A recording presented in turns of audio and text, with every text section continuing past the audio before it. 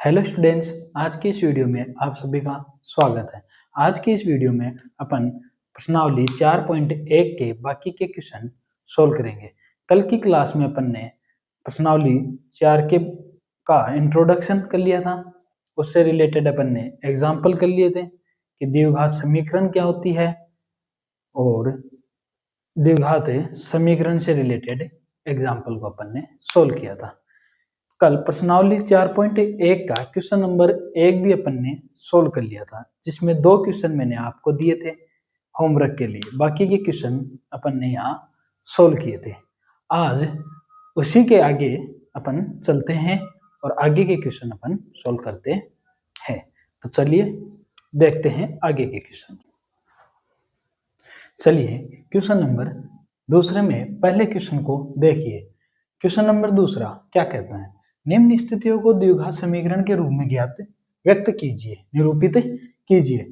यानी कि अपन को जो भी क्वेश्चन दिए हुए हैं उनकी सिर्फ द्विघात समीकरण बनानी है, द्विघात समीकरण के रूप में व्यक्त करना है। आगे अपन को नहीं तो उसको सोल्व करना है, न सरल करना है, सिर्फ द्विघात समीकरण के रूप में व्यक्त करना है। सोल्व करना अपन आगे सीखेंगे, क्योंकि अभी तक अपन ने सोल्व करना सीखा ही नहीं है, ज्ञात करना सीखा ही नहीं है कि द्विघात समीकरण क्या होती है। द्विघात समीकरण इस format ax square plus bx plus c, इस रूप में इस क्वेश्चन को व्यक्त करना है। चलिए देखते हैं। एक आयताकार भूखंड का क्षेत्रफल 528 मीटर स्क्वायर है। क्षेत्र की लंबाई चौड़ाई के दुगने से एक अधिक है।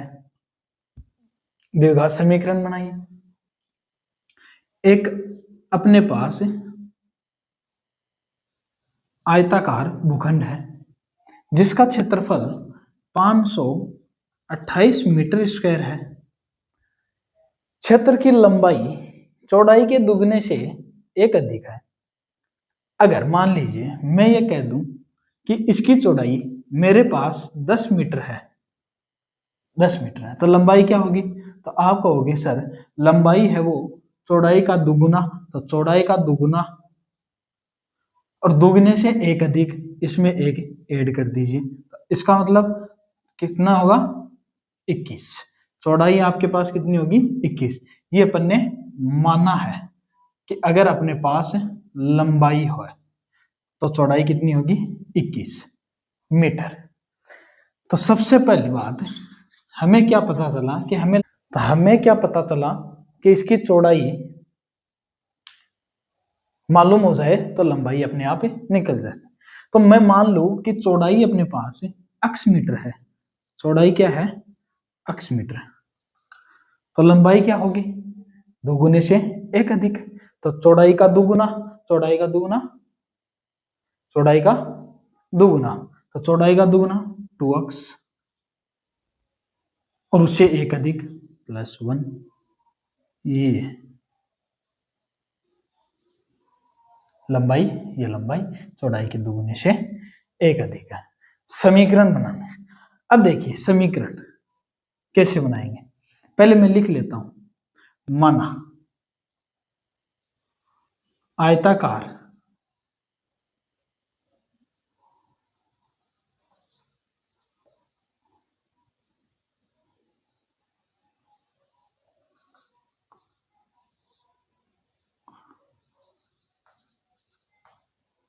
भूखंड की चौड़ाई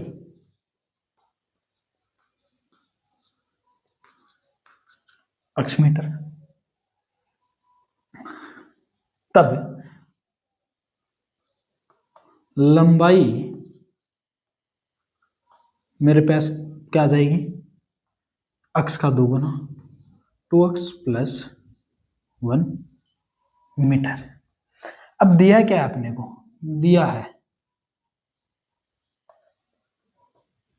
क्या दिया है? आयताकार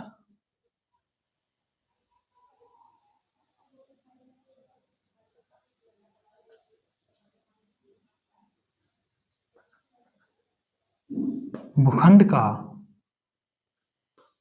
क्षेत्रफल कितना दिया है? 528 मीटर स्क्वायर। भूखंड का क्षेत्रफल, भूखंड कैसा है, आयताकार, और आयत का क्षेत्र हम जानते हैं, आयत का क्षेत्र क्या होता है, लंबाई गुणा चौड़ाई, L इंटू बी, उसकी वैल्यू कितनी है, 528 मीटर स्क्वायर। चलिए लंबाई अपन ने क्या मानी फिर, 2x प्लस 1, और चौड़ाई अपनी क्या थी, x, और बराबर में क्या रहेगा अपना 528 मीटर स्क्वायर। इसको सोल्व कर लेते हैं।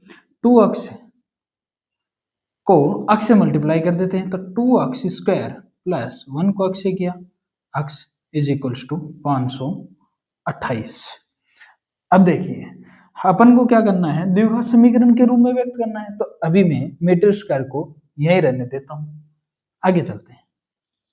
2x स्क्वायर प्लस का x, और ये प्लस का है उधर जाएगा, माइनस का 528 बराबर में 0।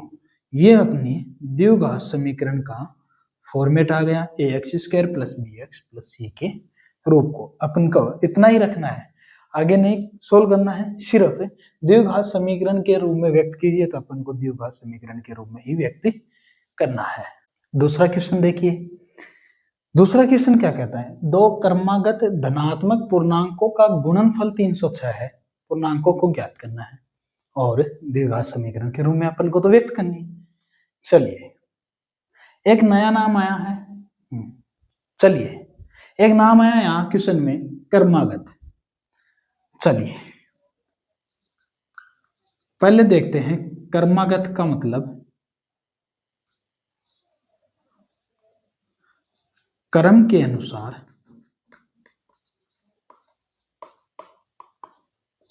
लगातार,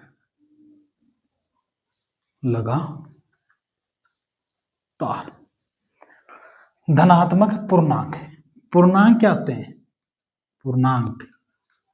पूर्णांक आप जानते हैं, 0, -1, -2, -3, डॉट डॉट डॉट,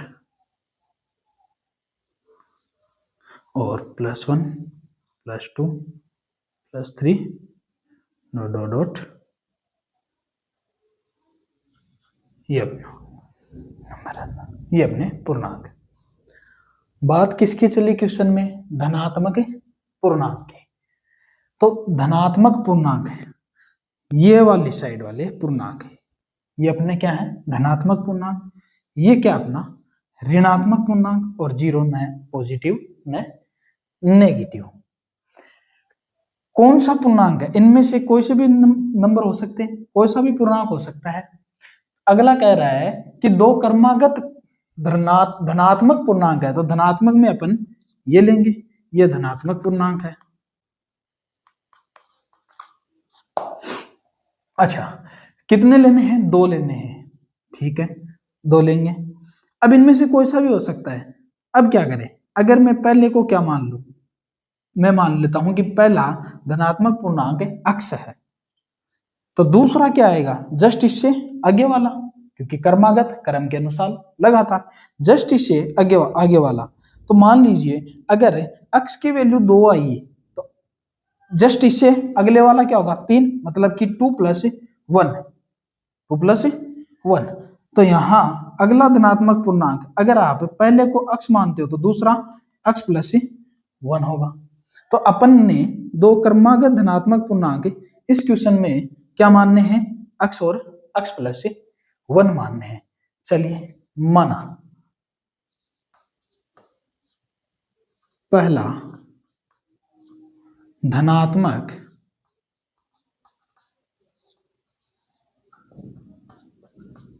पूर्णांक बराबर x, तब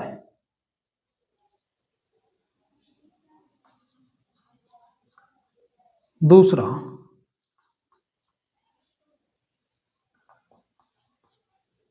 क्रमागत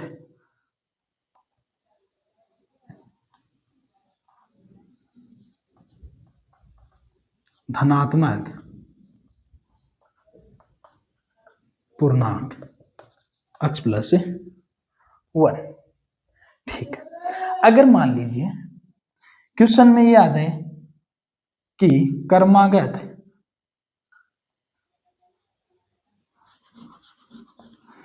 धनात्मक समपूर्णांक और आ जाए सीधा दूसरा आ जाए क्रमागत धनात्मक विषम पूर्णांक। चलिए मान लीजिए सम आ रहा है। अब सम में पहला आप सम पूर्णांक क्या मान लेते हो, चलो 2 मान ले, तो इससे जस्ट अगला क्रम के अनुसार अगला पूर्णांक कौन सा होगा, 4। यानी कि पहले मान लीजिए आपने 2 माना तो दूसरा 4, मतलब इससे कितना ज्यादा हुआ, 2 ज्यादा। कितना ज्यादा हुआ, 2 ज्यादा। तो अगर मैं पहले क्रम के अनुसार पहला धनात्मक पूर्णांक मान लू, पहला सम पूर्णांक मान लू, सम पूर्णांक, तो मुझे अक्ष मानना है, तो दूसरा क्या होगा, दूसरा क्या होगा, अक्ष प्लस कितना ज्यादा आ रहा है, 2, तो दूसरा क्या होगा, 2, अक्ष प्लस 2। इसी प्रकार से अगर विषम में देख लेते हैं, पहला सम पूर्णांक मान लीजिए 1 है, तो दूसरा कौन सा होगा विषम पूर्णांक, क्रमागत 3, मतलब 1 से कितना ज्यादा, 2। तो क्रमागत धनात्मक संपूर्णांक हो तब भी आपको क्या मानना है, अक्ष कोमा अक्ष प्लस 2, और विषम पूर्णांक में हो तो पहला अक्ष मानोगे, दूसरा अक्ष प्लस 2 मानोगे। ठीक, चलिए क्वेश्चन पर आते हैं। दो धनात्मक पूर्णांकों का गुणनफल 306 है, मतलब अक्ष इंटू में अक्ष प्लस 1, इनका गुणनफल है वो 306 है। ये कहाँ है, ये अपन को दिया है, ये अपन को दिया है। चलिए सोल्व करते हैं आगे। तो नेक्स्ट स्टेप अपनी बनेगी अक्ष इंटू अक्ष, अक्ष स्क्वायर प्लस अक्ष को 1 से किया, अक्ष इज इक्वल्स टू 306 प्लस का उधर ले जाओ, अक्ष स्क्वायर प्लस अक्ष माइनस 306 इज इक्वल्स टू 0। क्या ये द्विघात समीकरण का फॉर्मेट बन गया, क्या ये A X square plus B X plus C का रूप बन गया। अपन को इसे यहां तक ही करना था, सिर्फ द्विघात समीकरण के रूप में ही व्यक्त करना था। चलिए अगले क्वेश्चन, चलिए तीसरे क्वेश्चन को देखते हैं। रोहन की मां उससे 26 वर्ष बड़ी है। अच्छा सुनिएगा, मान लीजिए माना कि रोहन अब 3 वर्ष का है, रोहन मानना है अपन ने, तो उसकी मां कितने वर्ष की होगी, उससे 26 वर्ष बड़ी, मतलब कि 26 प्लस 3 बराबर 29 वर्ष। ठीक है, ये अपन ने माना है। रोहन की वर्तमान आयु क्या है हमें नहीं पता है। आगे चलते हैं, उनकी आयु का गुणनफल अब से 3 वर्ष पश्चात 360 हो जाएगी। हमें रोहन की वर्तमान आयु ज्ञात करनी है। जब भी आयु से रिलेटेड क्वेश्चन आ जाए, आप एक छोटा सा बॉक्स बना लीजिए, उस छोटे से बॉक्स में अपन क्या फिल्ड कर देंगे, इस पूरे क्वेश्चन में जो अपन को दिया हुआ है, पूरी जो सूचना दी हुई है उसको इस क्वेश्चन में फिट कर देंगे। देखिए किसकी बात चल रही है, आप कहोगे कि सर रोहन की बात चल रही है, फिर उसकी मां की बात चल रही है। अच्छा, सबसे पहले अपन वर्तमान आयु ही लिखेंगे।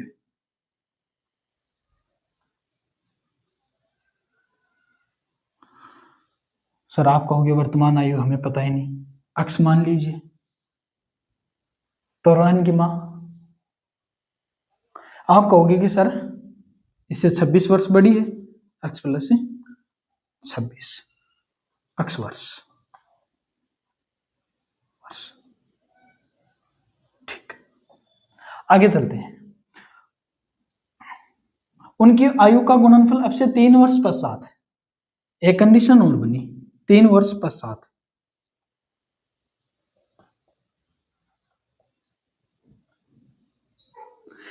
मान लीजिए अब रोहन अक्ष वर्ष का है तो 3 साल बाद, मान लीजिए अब रोहन 3 वर्ष का है, तो 3 साल बाद आप कहोगे सर 3 + 3 6 वर्ष।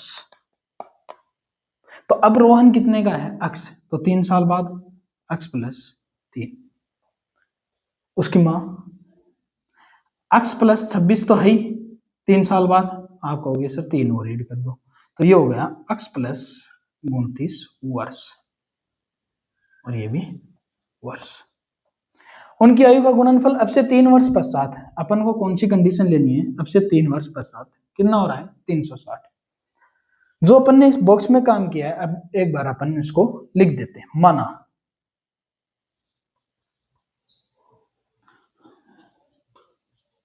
रोहन की वर्तमान आयु x वर्ष तथा उसकी मां की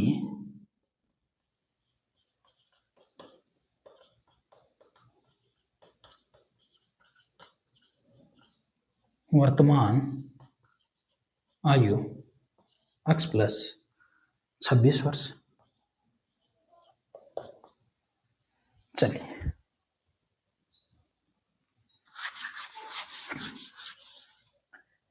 तीन वर्ष पश्चात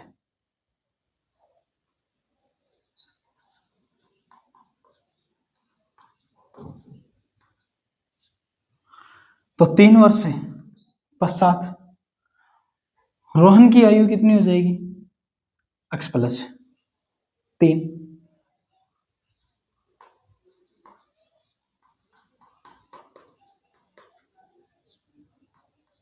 x + 3 वर्ष। मां की आयु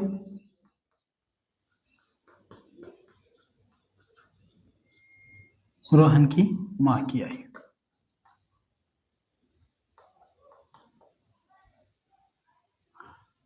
x + सीधा लिख दो 29 वर्ष। अब आइए प्रश्न क्या कह रहा है, प्रश्नानुसार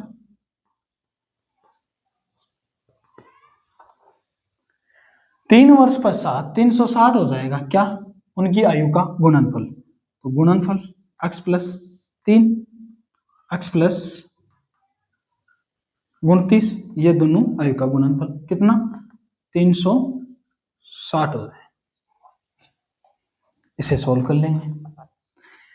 सोल्व देखिए, ब्रैकेट का मल्टीप्लाई है, पहले ये होगा तो x को x से मल्टीप्लाई किया x², x को 29 से किया 29x प्लस 3 को x से किया 3x + 29, 3 गुणा 29 बराबर 360, x² प्लस ये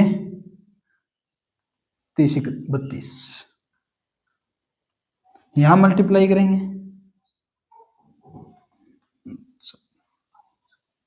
7 = 360, प्लस का है उधर ले जाओ,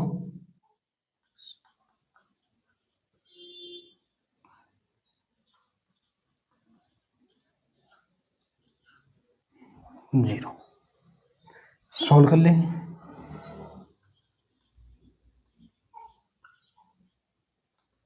प्लस माइनस माइनस, बड़ा नंबर माइनस का, माइनस करेंगे तो कितना आएगा,